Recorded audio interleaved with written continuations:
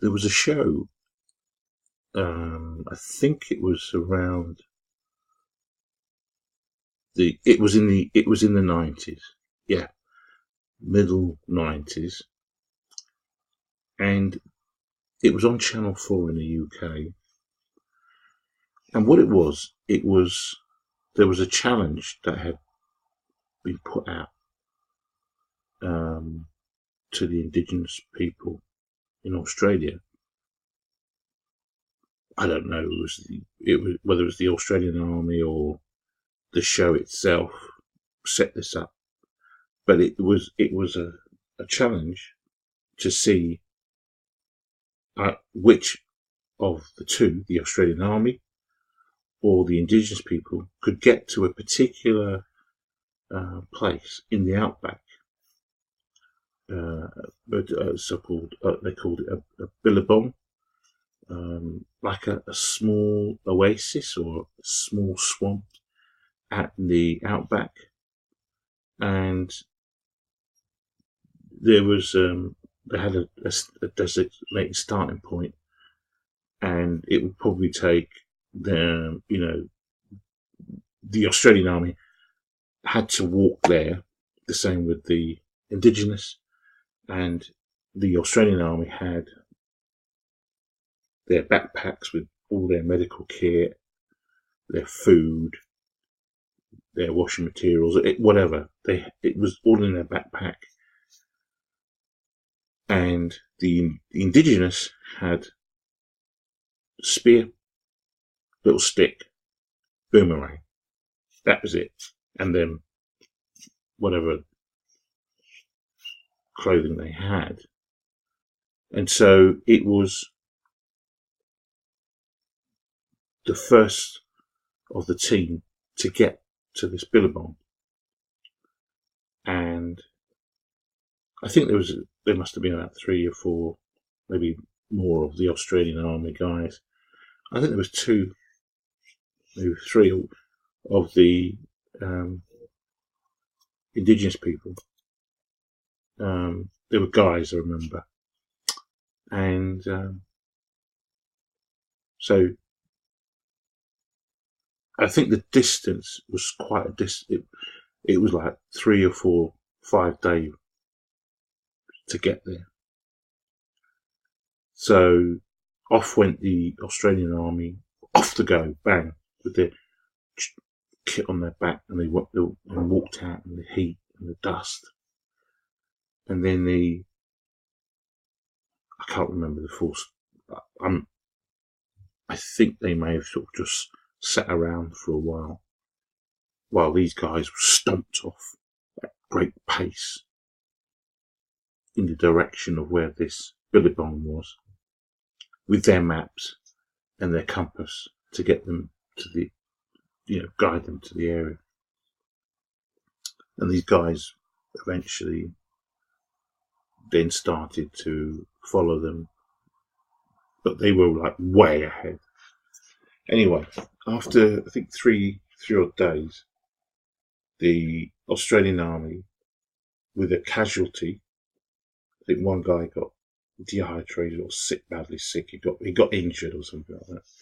I'm not sure whether he got bitten or something, but he got injured. He was taken out, but they carried on, and they got to the billabong first, and they were so happy, so joyous. They were jumping for joy, and I was really sad because I really wanted these Indigenous guys to get there first and,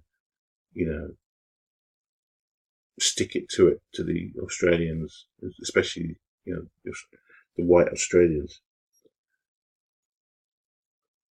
But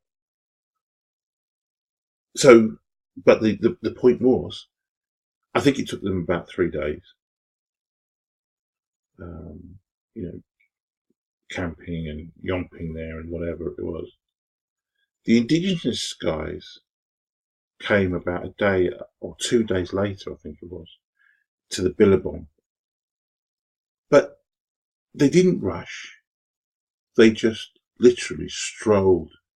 Suddenly, they just appeared from literally nowhere and just started to walk slowly, with no rush, into the Billabong. And I think they were asked by the reporters or people, where did you get to? What were you doing? What happened? I said, we were doing a few things. We stopped off at a few places, had something to eat, whatever. Yeah, the army was very, very pleased that, we showed that under adversity, our men can literally live and work anywhere. But it was quite telling that a white ranger who lived amongst and learnt his craft of tracking. He was a tracker, a ranger. He learnt all that from the indigenous people of Australia. And he said, you don't get it, do you? He says, you just don't get it. They're not interested. They weren't even interested in the challenge in the first place. He said, if anything, they won because your men had to carry literally all their kit, everything to survive. One of your guys got sick. Yet these guys turned up fresh as a daisy, without a compass, without anything, and they knew exactly where to go. And instead of learning from them, taking a lesson from them on how to survive with literally nothing or very little, all you're bothered about is getting here first. He said there are many people who die out in the outback because they don't know how to survive with nothing, virtually nothing. But these guys, he says, can live in the outback, not for weeks, not for days, not for weeks, not for months, but for years, because that's their home. The area in which these indigenous people live, that's how they lived. It wasn't, so for them, they didn't really put any sort of value into getting there first. It wasn't high on their list. It wasn't a priority. They just didn't see the value in it. When they turned up a couple of days later, it was at their own pace. They didn't care. Now, obviously, some white people will say, that's the typical attitude. That's the reason why, the Brits and the Portuguese and the Spanish, they had that get up and go, and that's the reason why they conquered the world. Yeah. But for other people who have a closer relationship with the planet and with the earth, and with nature, because these people are very close to nature. It's not the lifestyle for other people. I have to admit, I wouldn't want to live so much like that. But they're used to that lifestyle. The point is, this ties in with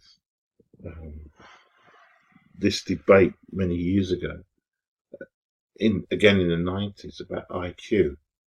A guy I can't remember his name, in America, had seen this paper, or I don't know, had seen this paper that he was a professor, that the average IQ of the African is 70%,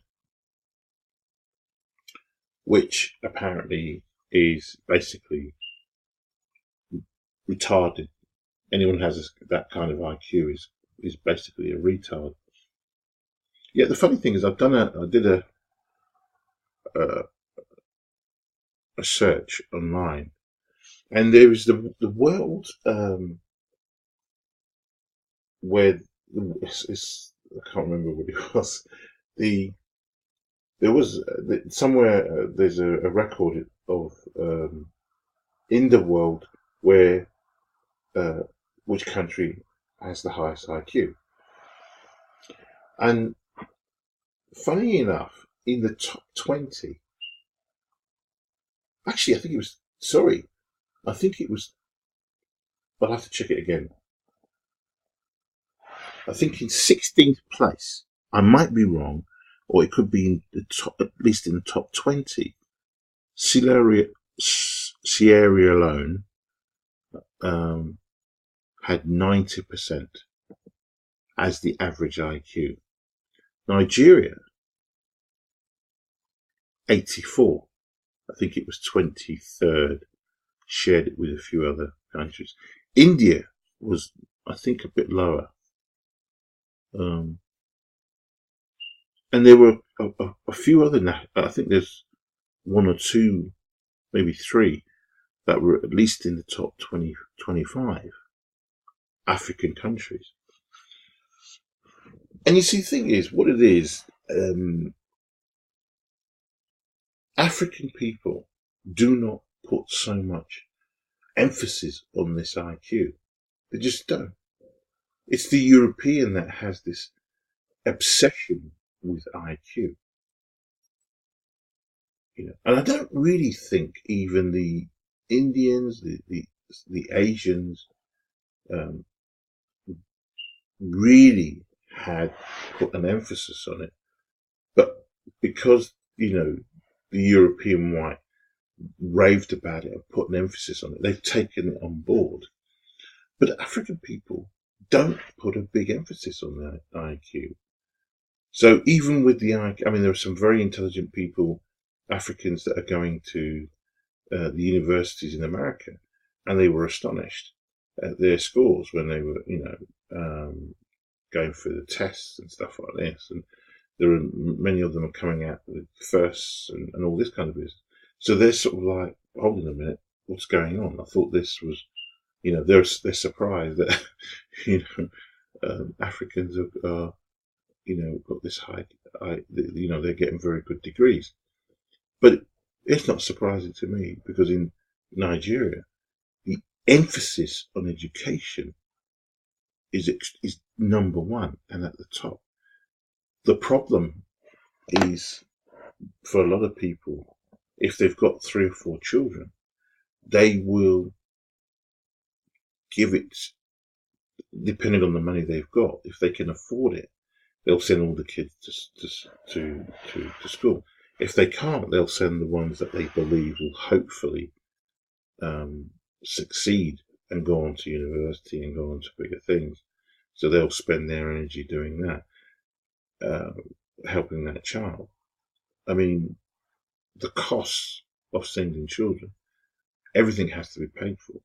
You've got to buy your own books, pencils. You've got to buy it for all the subjects that you're going to be covering when you're at school.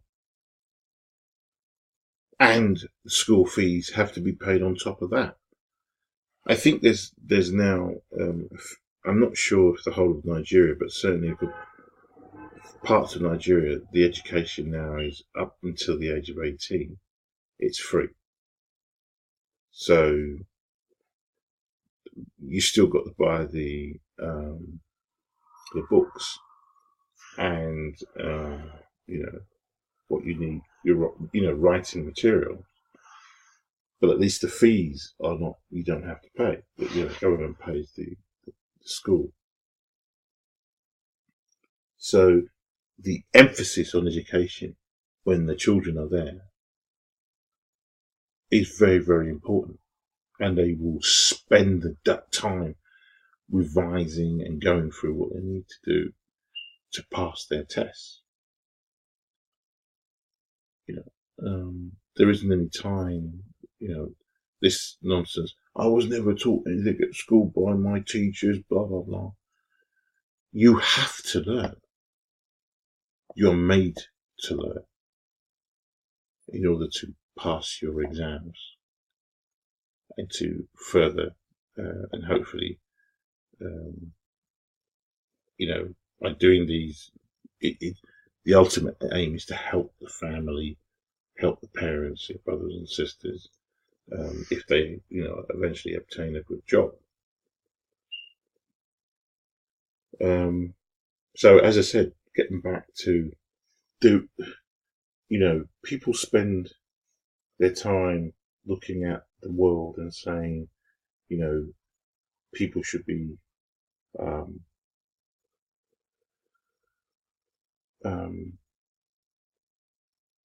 should sort of, Europe must stay white and America must supposedly stay white, even though it is a land of immigrants, even though the country took the land from people that were there before them. It doesn't matter. It's, there is a huge amount of hypocrisy that is there. But at the same time, I do agree with the need to slow down the amount of people that are going into that country and to be vetting people even more harshly and only letting in people that they believe will really add value to America. But no, I remembered that show and I thought it says a lot about the fact that the indigenous people didn't put any value on getting to where they want to, like the white person did.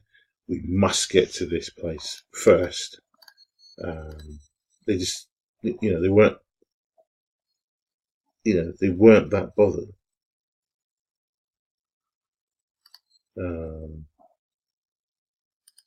About, getting to a particular destination first.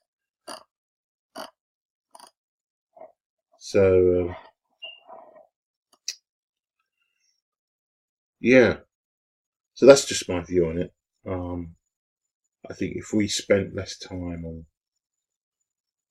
the stupid stuff, the non-important stuff, and because we have a short window of time on this planet, and too many people, especially very young people, spend their time on stupidity, getting angry for no reason, and they need to explore themselves more. Very much similar to my day. We, it's things didn't, annoy us in the same way as things annoy young people today. You could say one little word and they just melt like snowflakes.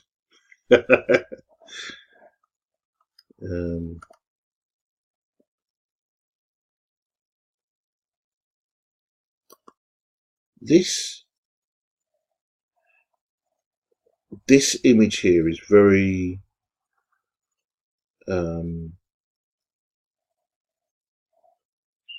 disturbing on one level. Not because, the reason why this image is disturbing is because on another show, again on Channel 4, there was this is documented in the British Museum as well, that the settlers, out of just pure evilness, would dig into the ground, place a child of this size into the ground, put the up to their neck, so they'd be buried in the ground up to their neck, and then their heads were kicked off, and their heads were then used to play football with. Can you imagine? That is, when I heard that, I didn't believe it was true. But I had to go to the British Museum, the British Library in London, to go and see if this was true. And I read up on it. And I remember sitting back in the chair and I say, are you serious? Is this what people did? Is this how evil and nasty and cruel?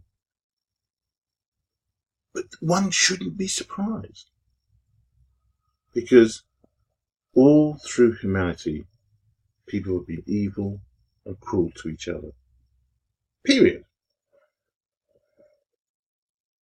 Evil and cruel to each other. Anyway, I hope this found that interesting. And if you did, if you could please share it amongst other people, I'd be truly grateful. Thanks very much for listening.